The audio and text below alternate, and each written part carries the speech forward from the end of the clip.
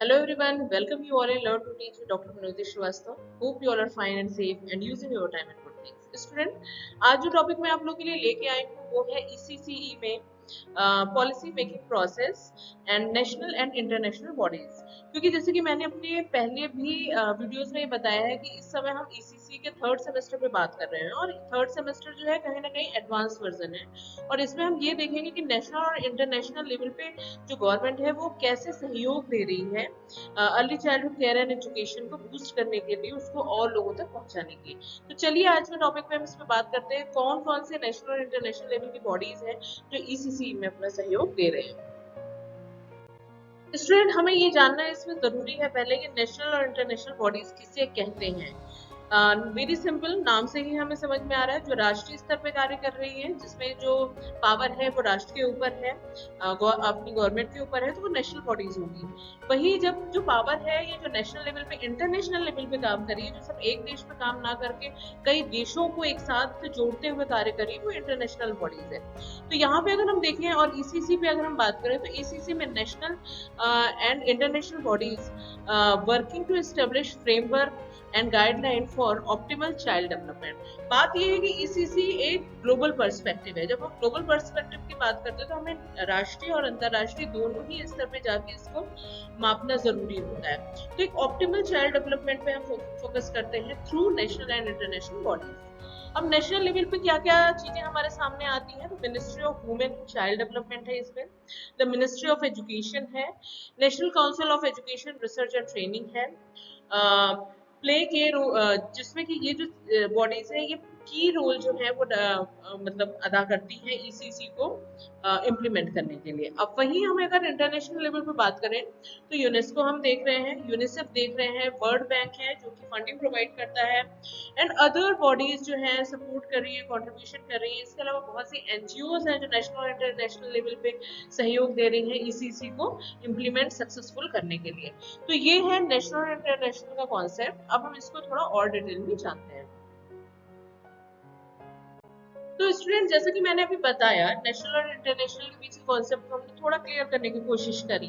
तो अगर Indian perspective में अगेन मैं बात करूं तो नेशनल लेवल की जो बॉडीज हैं उसमें मेजर जो ECC पे काम कर रही है वो यहाँ पे आप तो देख सकते हो, लाइक MWCD यानी कि ministry of women and child development, जो कि महिलाओं और बाल विकास पे बहुत ज्यादा फोकस कर रही है। उनके न्यूट्रिशन, उनकी हेल्थ, उनकी कोई डिजीज है, उनकी पढ़ाई, इन सब चीजों पे MWCD जो है वो अपना फोकस रखती है।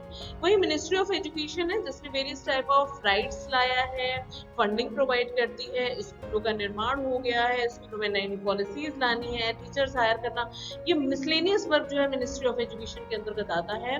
National council of education research and training. अब बात ये है कि टीचर भी है, स्टूडेंट भी है, लेकिन वो पढ़ेंगे क्या, वो जानेंगे क्या, वो समझेंगे क्या। तो ये जो है आपकी NCERT ये पब्लिकेशन का कार्य करती है।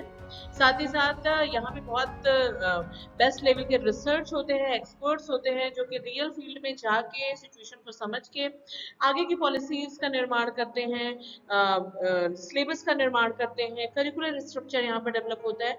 तो ये एक नेशनल बॉडी है जो कि ओवरऑल स्ट्रक्चर तैयार करती है कि हमें ECCE के अंतर्गत क्या पढ़ाना है, कैसे पढ़ाना है, कौन सी एक्टिविटी फॉलो करनी है, किस टाइप के टीचर्स को हायर करना है, all things.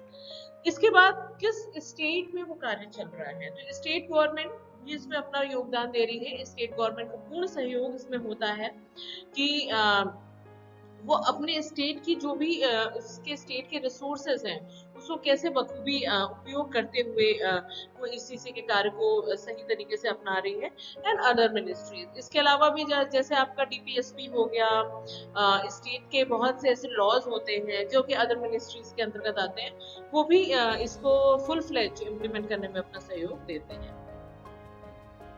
Student, national level की बॉडीज पे बात करने के बाद अब चलते हैं आगे, और जैसा कि हमने पहले भी देखा है इंटरनेशनल लेवल पे, क्योंकि ये जो बॉडीज हैं ये कुछ चीजों को सिमिलर रखना चाहती है। लाइक अगर जैसे हम जैसे बार बार बात कर रहे हैं 0 to 6, 0 to 8 ईयर्स, तो 0 to 8 ईयर्स जो प्रिंसिपल्स होते हैं ग्रोथ एंड डेवलपमेंट के या फिर बॉडी चेंजेस के या लर्निंग के, it is normally common for all the kids, चाहे वो इंडिया में पैदा हुआ हो, यूरोप में हुआ हो यूके में हुआ, कहीं पर भी हुआ हो, तो ये जो बॉडीज होती है कुछ मेजरमेंट को मतलब एक तरीके से रखते हैं हमारे सामने, और कहीं ना कहीं उस मेजरमेंट के आधार पे जितने भी ये देश हैं वो कार्य करते हैं, क्योंकि ये एक इंटरनेशनल मेजर हो जाता है, और आपको उसमें अपने आप को समाहित करने के लिए, यानी कि आपको अपने आप को उसमें शामिल करने के लिए आपको वो जो भी स्टैंडर्ड है उसे फॉलो करना पड़ेगा।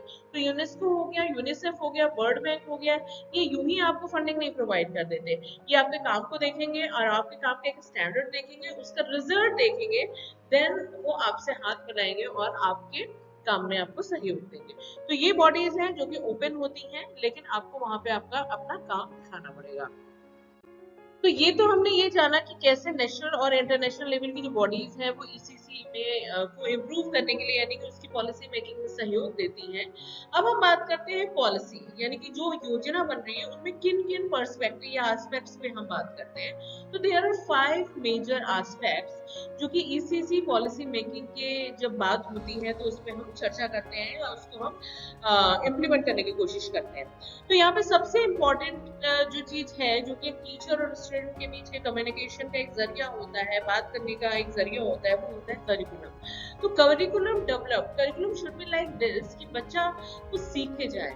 अगर वो कुछ ऐसा करिकुलम पढ़ रहा है जो कि उसके लाइफ के लिए इम्पोर्टेंट होना चाहिए, यूटिलिटी होनी चाहिए, यूजफुल होना चाहिए, तो ये सारी चीजें पॉलिसी मेकिंग के अंतर्गत आती है कि करिकुलम ऐसा होना चाहिए जो बच्चे के लिए यूजफुल हो। सिर्फ थ्योरेटिकल या फिर आप कह सकते हो पुरानी चीजों को बता के हम बच्चों के करिकुलम को या उसकी प्रॉपर ग्रोथ को नहीं दे सकते। तो जब बच्चा स्कूल में टाइम दे रहा है तो वो कुछ वहां से लेके जाए। फिर है रिसोर्स एलोकेशन, किस स्कूल में किस टाइप की चीजों की रिक्वायरमेंट है। अब हम अगर ईसीसी की बात कर रहे हैं तो ईसीसी में कुछ चीजें हैं जो कि आपको अपने सेंटर पे रखना ही रखना है। तो रिसोर्स एलोकेशन की एक अलग टीम होगी जो कि पॉलिसी मेकिंग के अंतर्गत ही आता है। देन आता है मॉनिटरिंग एंड इवैल्यूएशन, ये सारी चीजें वर्किंग है, teachers are working, other officers are working, committee is working, but उनको इवेल्युएट कौन कर रहा है, उनकी मॉनिटरिंग कौन कर रहा है, तो वो भी टाइम टू टाइम होना जरूरी है। देन पार्टनरशिप, जैसा कि मैंने पहले भी बताया कि स्टेट एंड लोकल गवर्नमेंट का भी इसमें हस्तक्षेप रहता है, उनके सहयोग के बिना पॉलिसी वर्किंग नहीं हो सकती है। तो उनका कितना सहयोग है, क्या पार्टनरशिप चल रही है, स्टेट गवर्नमेंट अपना क्या सहयोग देती है, कैसे और अच्छा फुल फ्लेज इसको इम्प्लीमेंट कर सकते हैं, तो ये आपका एक तरीके से पार्टनरशिप में आ जाएगा। देन कम्युनिटी इन्वॉल्वमेंट, अगेन जो बच्चा है as a part of community, और उसको विदाउट इन्वॉल्व किए हम उसकी सक्सेस या ग्रोथ पे आगे नहीं बढ़ सकते। तो कम्युनिटी का कितना इसमें इन्वॉल्वमेंट है और वो कितना सहयोग दे रही है। तो ये 5 पिलर आप कह सकते हो जो कि ईसीसी पॉलिसी मेकिंग में अपना सहयोग देती है। तो ये आज स्टूडेंट हमने जो टॉपिक स्टार्ट किया था वो था ईसीसी पॉलिसी मेकिंग, जिसमें कि अपने नेशनल और इंटरनेशनल बॉडी पे भी बात करी जो मेजर इस पे काम करते हैं। आई होप ये टॉपिक आपको समझ में आया होगा। एंड अगेन ये जो टॉपिक है आपके ईसीसी के 3rd सेमेस्टर का एक पार्ट है, और इस समय मैं ईसीसी के 3rd पार्ट पे ही वर्किंग हूँ। और आई होप अगर आपको कोई भी डाउट है तो आप कमेंट बॉक्स में जाके आप शेयर कर सकते हो और मैं उसे सॉल्व करने की पूरी कोशिश करूंगी। बने रहिए मेरे चैनल पे learn to teach doctor Vinoti Srivastava पे और अपनी लर्निंग को बूस्ट करिए।